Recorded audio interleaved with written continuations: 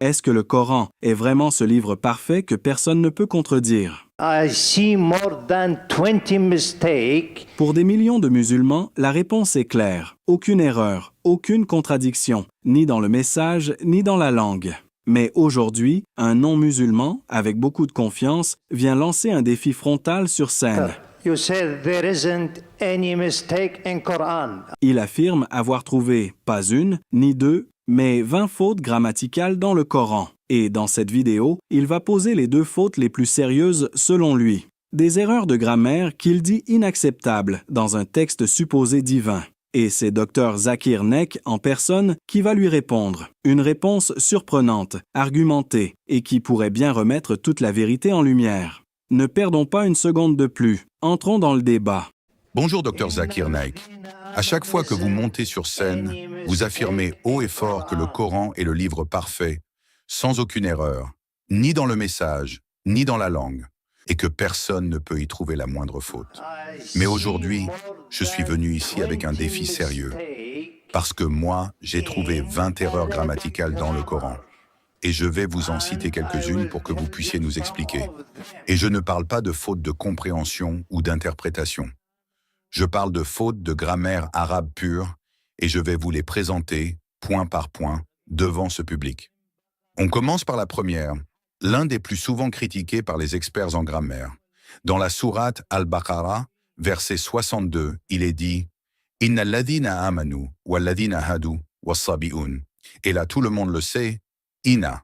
Inna est une particule qui rend le sujet suivant au cas accusatif. Donc logiquement, le mot « issabonun » devrait être « issabe'in », comme dans « Inna alladhina amanu wa alladhina hadu wa sabi'in ». Et ce n'est pas une erreur d'impression. Le même mot est utilisé correctement ailleurs, dans d'autres versets comme Surat Al-Hajj, verset 17. Inna alladhina amanu wa alladhina hadu wa sabi'in. Alors la question est simple, Dr Zakir. Pourquoi le Coran utilise ici la forme fautive sabi'un? Est-ce une faute de grammaire dans le Coran? Ou avez-vous une explication logique à donner à cette contradiction? Merci mon frère pour ta question. Elle est audacieuse, directe, et elle mérite une réponse à la hauteur. Tu dis que tu as trouvé 20 erreurs grammaticales dans le Coran. Et pour commencer, tu cites l'une des plus connues, dans la sourate Al-Baqarah, verset 62, « Inna alladhina amanu wa alladhina hadu wa sabi'un » Selon toi, ce mot « as-sabi'un » est une erreur, car la particule « inna » exige normalement l'accusatif. Donc tu t'attends à lire « al-sabi'in » et tu renforces ton argument en citant la sourate Al-Hajj, verset 17, où cette forme apparaît correctement. « Inna alladhina amanu wa alladhina hadu wa sabi'in » Très bien. Mais maintenant, laisse-moi te répondre avec précision, en respectant la profondeur de la langue arabe. D'abord, il faut savoir une chose fondamentale. La grammaire arabe elle-même a été construite à partir du Coran. Oui, tu as bien entendu. Tout ce que tu appelles règles grammaticales, aujourd'hui, a été déduit, compilé et organisé après la révélation du Coran. Le Coran est le manuel de référence, le point de départ, la racine même de la grammaire arabe. Il n'a pas été mesuré selon la grammaire. C'est la grammaire qui a été mesurée selon lui. Donc venir dire le Coran a une erreur grammaticale, c'est comme si tu regardais une règle de 30 cm, puis tu disais que la règle est fausse parce que ta main ne mesure pas pareil. C'est la règle qui fixe la mesure, pas l'inverse. Deuxième point, cette structure que tu considères comme fautive n'est pas une erreur. C'est une figure de style arabe, connue depuis des siècles, appelée katanawi, ou interruption stylistique. Allah interrompt volontairement la structure classique pour souligner un groupe précis ici, les Sabéens. Il les élève, les met en évidence, comme s'il disait « ceux qui ont cru, les Juifs, et les Sabéens, eux aussi ». Ce procédé existe dans la poésie arabe ancienne et dans les discours oratoires. Il est reconnu, enseigné et même admiré dans les grandes écoles linguistiques. Troisièmement, nos savants comme Zamakhshari, Sibawayh et d'autres géants de la langue ont étudié ce verset. Et tous ont confirmé que c'est une perle rhétorique, pas une faute. Le Coran ne parle pas simplement à l'intellect, il touche aussi le cœur et l'oreille. Il est à la fois message, mélodie et miracle. Voilà pourquoi, depuis 1400 ans, malgré tous les efforts, personne n'a pu produire un texte semblable. ni sur le fond, ni sur la forme. Et Allah dit, si vous êtes dans le doute au sujet de ce que nous avons révélé à notre serviteur, alors produisez une sourate semblable. Sourate Al-Baqarah, verset 23. Mon frère, ce que tu as cru être une erreur est en réalité une preuve supplémentaire que ce livre n'est pas humain. Ce livre ne suit pas les règles, il les crée. Et si tu continues à creuser avec sincérité, tu découvriras que chaque prétendue erreur dans le Coran est en réalité un secret littéraire, un bijou linguistique, ou un miracle dissimulé dans la forme.